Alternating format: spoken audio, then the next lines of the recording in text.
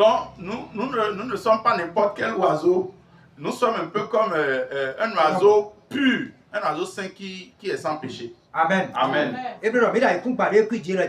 Certes que nous sommes sur cette terre souillée, pourrie, nous n'appartenons pas à cette terre. Toutes nos pensées sont dans les cieux. Parce que nous sommes appelés un peuple saint. Amen. Amen. C'est avant que nous étions des prostituées. C'est entre-temps que nous étions des idolâtres.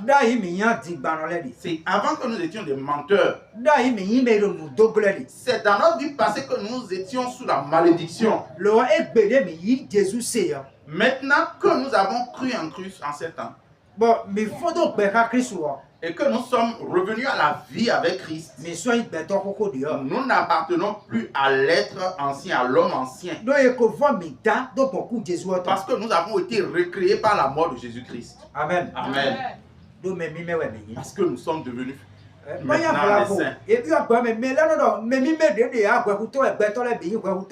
Peut-être que les gens, quand nous rentrons dans le monde, les gens vont dire que nous ne sommes pas saints, qu'il n'y a pas de saints, que tout le monde est souillé, tout le monde est pourri. Non. Non. Nous sommes conscients de ce que ce ne sont pas les pécheurs qui vont hériter le royaume de Dieu, mais ceux qui sont justifiés et qui mènent la vraie vie de sanctification qui hériteront le royaume de Dieu. Donc si nous voyons que les gens disent que non, c'est tout le monde qui sont dans le péché, cela veut dire que personne ne peut entrer dans le royaume de Dieu. Romains chapitre 3, verset 23. Donc pour expliquer Romains chapitre 3, le verset 23, c'est pour dire que c'est tous les hommes qui sont sous la malédiction et privés ainsi donc de la gloire de Dieu. Dans le contexte de Romains 3, 23, ici il est dit que c'est tous ceux qui sont nés d'hommes, de sang, qui sont donc déjà sous la domination du péché. Parce que personne ne naît en Jésus-Christ. Personne ne naît sous le salut. C'est pourquoi lorsque Dieu a voulu créer même Adam, il ne l'a pas fait dans le jardin. Il a fait derrière le jardin avant de le conduire maintenant dans le jardin.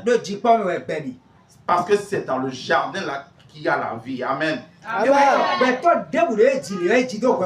Parce que c'est pourquoi toute personne qui naît comme ça naît d'office dans le sang. Et nous acceptons cela comme ça. Le jour que ce dernier maintenant croit en Jésus-Christ, il n'est point un pécheur.